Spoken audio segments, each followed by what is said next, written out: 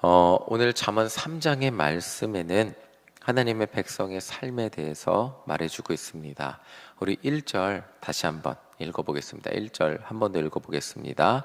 내 아들아, 나의 법을 잊어버리지 말고 내 마음으로 나의 명령을 지키라. 아멘. 하나님의 백성은 하나님의 법을 잊어버리지 않는 사람입니다. 1절의 뒷부분의 말씀을 보면 하나님의 법을 잊어버리지 않는 것은 단순히 알고 있는 정도, 진짜 까먹지 말아라, 알고 있는 정도를 넘어서는 것, 그것을 넘어서는 것이라고 말해주고 있습니다. 하나님의 법을 잊어버리지 않는 삶이라는 것은 머리로 알고 그냥 기억하고 있는 것으로 끝나는 것이 아니라 하나님의 법을 마음에 새기고, 마음에 새겼다는 것은 믿고 산다는 거죠. 그것이 진리라는 것을 믿고, 그게 진리니까, 내 삶을 지켜주는 능력이니까 행동으로 나타나는 삶을 말합니다. 그러니까 하나님의 법을 마음에 새기고 그것이 너무나 자연스럽게 삶의 열매로 나타나는 것, 그것을 말해주고 있죠.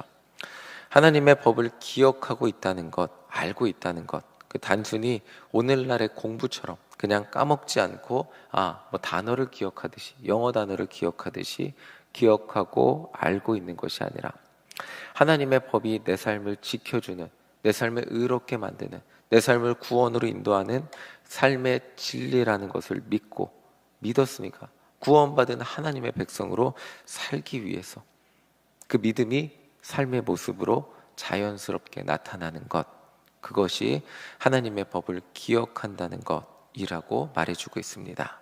3절을 보면 조금 구체적으로 더 말해주고 있는데 우리 3절 함께 읽어보겠습니다. 3절입니다. 인자와 진리가 내게서 떠나지 말게 하고 그것을 내 목에 매며 내 마음판에 새기라. 아멘.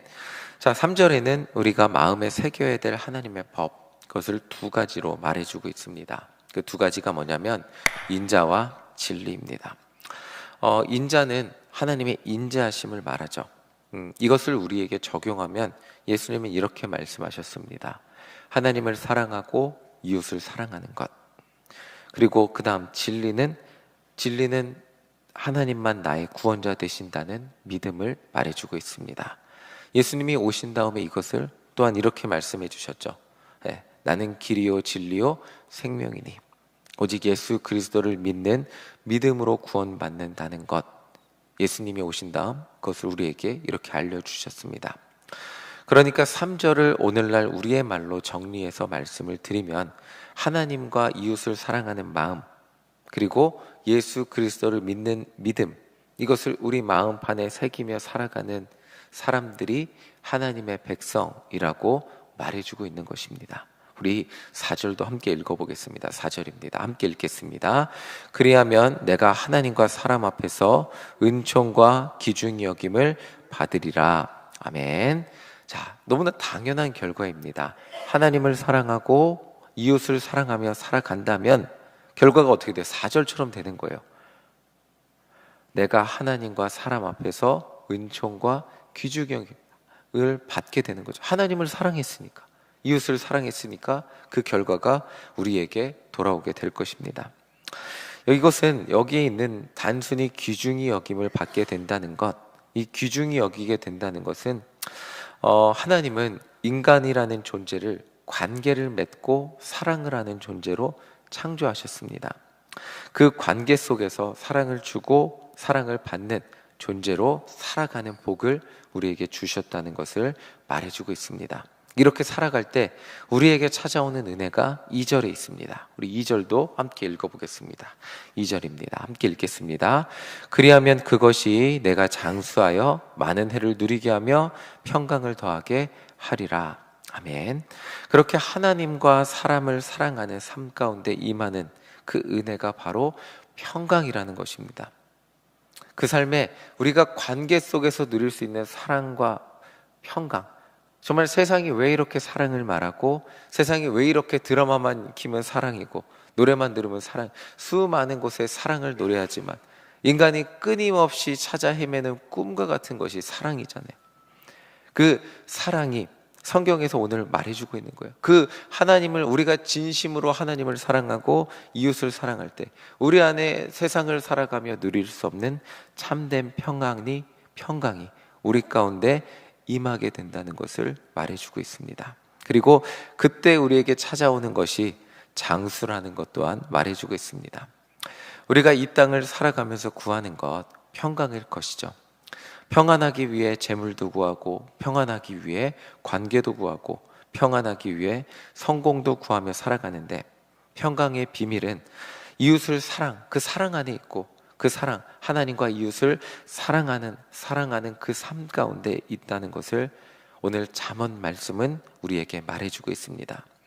마음과 영혼, 그리고 삶의 평강, 우리의 마음이 평강해질 때 그것이 우리를 지켜주어 우리를 건강히 장수할 수 있도록 해주는 능력이 된다고 말해주고 있습니다.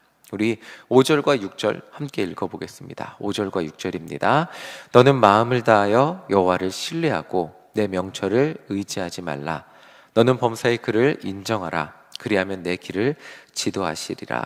아멘. 여기서 예배드리는 우리 모두는 하나님을 신뢰한다고 말할 수 있을 것입니다.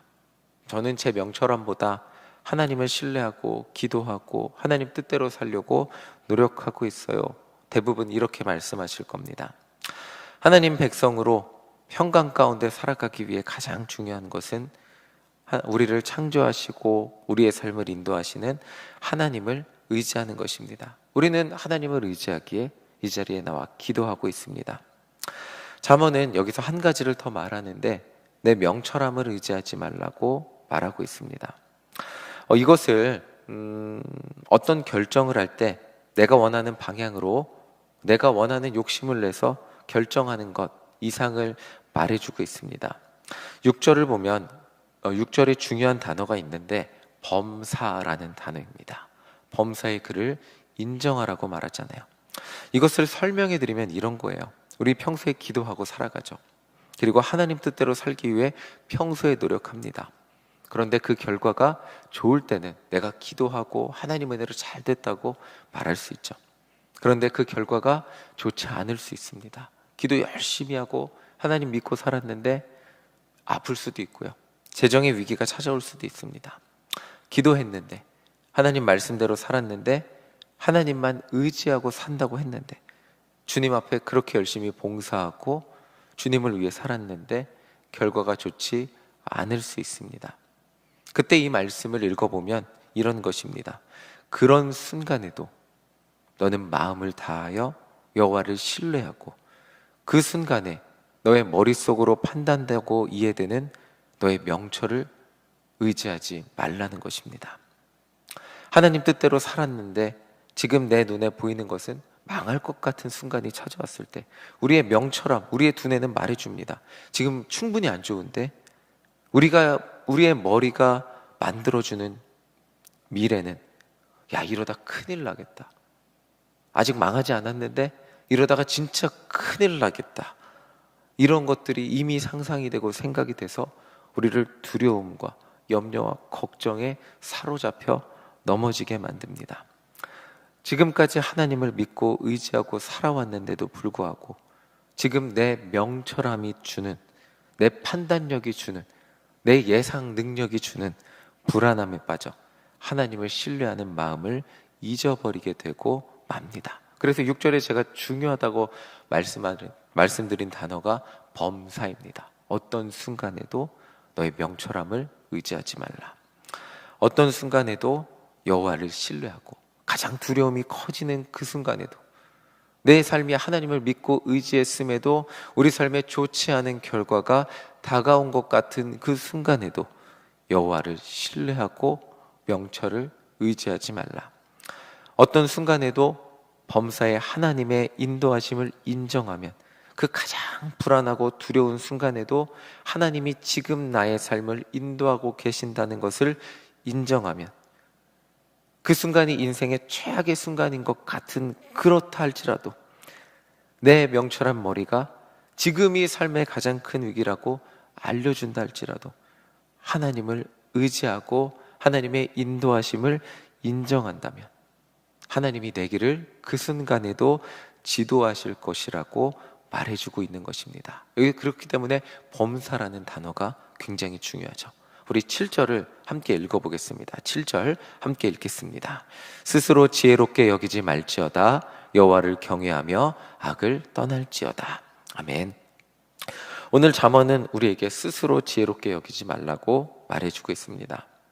이 말은 어떤 순간에도 쭉 이어지는 같은 맥락으로 어떤 순간에도 하나님의 말씀을 신뢰하며 살아갈 수 있느냐는 질문이기도 합니다.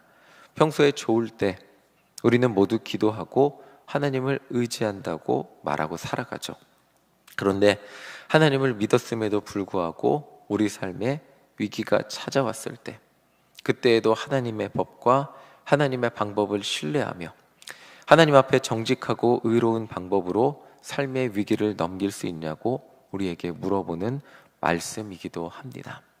제가 많이 말씀드렸는데 저희 둘째가 태어날 때 차가 고장나서 히터가 안 나왔어요. 그래서 히터 엑셀레이터를 세게 밟으면 잠깐 나왔다가 안 밟으면 차에 히터가 안 나왔어요. 고치려고 가져갔더니 200불, 한 300불 베어링이 나가서 300불인가 필요하대요. 그래서 차를 새로 사려고 갔는데 제 월급을 정직하게 적으면 2만 불이었거든요. 2만 불을 정직하게, 연봉이죠, 적으면 할부가 나오지 않았습니다. 그래서 교회 다니지 않는 친구한테 물어보니까 그거 아무도 확인 안 해, 4만 불로 적어. 그래서 4만 불로 가짜로 적었습니다. 가짜로 적으니까 할부가 나오더라고요. 그래서 차를 사게 됐는데 문제는 차를 넘겨받고 은행에서 전화가 왔습니다. 너 월급 명세서 가지고 오라고 연락이 왔습니다. 근데 가짜로 얘기했으니까 4만 불짜리 월급 명세서는 없었습니다.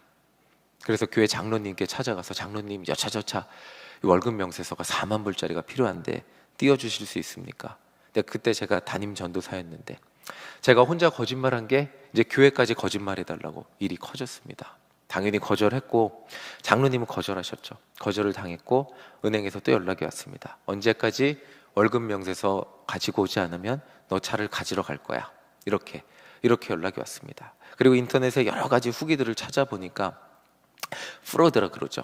개인 금융 사기로 그게 법적으로 문제가 될 수도 있다. 또 한인 커뮤니티 뒤져보니까 그럴 경우 잘못하면 추방될 수도 있다. 이미 제 머릿속에 명철함이 저를 붙들고 최악의 상황으로 이끌고 갔습니다. 네, 어떻게 살아날 방법이 없으니까 기도했죠. 네, 골방에 들어가서 하루 종일 주님, 하나님 살려주세요. 차를 바라보면, 창밖에 있는 차를 바라보면서 하나님 살려주세요. 기도하다 보니까 다행히 장로님이 그러면 이번만 가짜로 써드릴게요 해서 은행에 그 가짜로 월급 명세서를 만들어서 보낸 적이 있습니다. 제 머릿속에 세상 사람들이 어떤 상황에도 이 잠언의 이 말씀은, 제가 느끼는 아쉬움은 그래서 하나님의 은혜로 그 위기를 넘겼습니다가 아니라 그때 제가 배운 것은 저의 작은 목회자의 정직하지 못함이 교회까지 정직하지 못하게 만들었다는 아쉬움과 후회가 제 안에는 여전히 남아 있습니다. 삶의 어떤 순간에도 하나님 앞에 정직하기를 선택했다면 어떤 결과가 저에게 찾아왔을까? 스스로 지혜롭게 여긴다는 말은 지금 이 상황에는 하나님의 법대로 살 수 없으니까, 이번에는 어쩔 수 없으니까 위기 상황에는 하나님의 법이 아닌 융통성을 발휘해서 세상 사람들 다 살아가는 그 방식을 조금 사용해서 살아가기를 선택해봐라, 이것이 아니라 끝까지 하나님을 믿고 의지해 본다면 하나님이 너를 인도해 주시, 그 위기 속에서 하나님의 방법대로 하나님이 너의 삶을 인도해 주시는 것을 경험하고 살아가라는 그 말씀이 오늘 말씀입니다. 제가 그것을 선택하지 않았다면 하나님이 저에게 어떤 방법으로 저희 가정을 절대로 버리지 않으셨겠죠. 근데 저는 그 방법을 선택했기에 그 위기를 간신히 넘기긴 했지만 아직도 아쉬움으로 남고 있습니다. 자, 우리 8절 함께 읽어보겠습니다. 8절입니다. 함께 읽겠습니다. 이것이 내 몸에 양약이 되어 내 골수를 윤택하게 하리라. 아멘. 그때 차를 가져간다 그랬을 때 저에게 찾아왔던 그 근심 한 2주였거든요. 정말 해결되지 않는 그 근심, 제 머릿속에 명철함이 주는 그 두려움은 정말 상상 초월이 너무 괴로워서 정말 어떻게 살아야 될지 그 괴로움이 이루 말을 할 수가 없었습니다. 근데 결국 하나님의 뜻대로 정직하게 살면 그것이 양약이 되어 내 마음을 평안하게 이끌고 내 골수를 윤택하게 할 것이라고 오늘 말씀은 우리에게 말해주고 있습니다. 정직함이 주는 은혜, 떳떳함이 주는 은혜, 하나님 말씀대로 살아가는 은혜는 우리의 골수를 윤택하게 하고 평강하게 하고 정말 우리 삶을 평안으로 인도한다는 것을 우리는 다 이것을 알고 있습니다. 자, 우리 마지막으로 9절과 10절 함께 읽어보겠습니다. 9절과 10절입니다. 함께 읽겠습니다. 내 재물과 내 소산의 처음 익은 열매로 여호와를 공경하라. 그리하면 내 창고가 가득히 차고 내 포도주 틈에 내 포도즙이 새 포도즙이 넘치리라. 아멘. 11조로 하나님을 공경하라고 말하고 있습니다. 11조 내지 여기 계신 분들은 다 내실 거예요. 근데 여기에 예외의 규정이 없어요. 다 범사라는 단어에 쭉 이어지는 거예요. 힘들고 어려울 때 11조를 줄여라. 힘들고 어려울 때 11조 내지 않아도 된다? 아닙니다. 하나님의 백성이라면 좋을 때는 누구나 다 동일하게 할 수 있어요.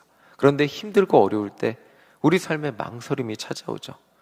그러나 그 순간에도 범사에 하나님과 약속을 지킨다면, 하나님께 드림을 선택한다면 하나님이 주시는 은혜와 평강이 우리의 삶을 윤택하게 책임져 주신다는 것을, 그것을 경험하며 살아가는 하나님의 백성이 될 것이라고 말해주고 있는 것입니다. 자, 반대로 제가 미국에서 힘들 때 11조를 내기 어려운 상황이 있었어요. 이것도 몇 번 말씀드렸는데, 그때 11조를 내게 되면 뭔가 공과금도 못 내고 뭐 해야 될 걸 못하는 상황이었어요. 11조를 낸다는 것은 그때는 그냥 단순히 내가 조금 맛있는 걸 덜 먹는 문제가 아니라 당장 살아가야 하는 꼭 필요한 돈을 하나님께 드린다는 의미가 되는 순간이 분명히 저에게 있었습니다. 그때 예배들이 봉투에 11조를 넣기 전에 정말 수없이 많이 기도하고 망설였던 적이 있습니다.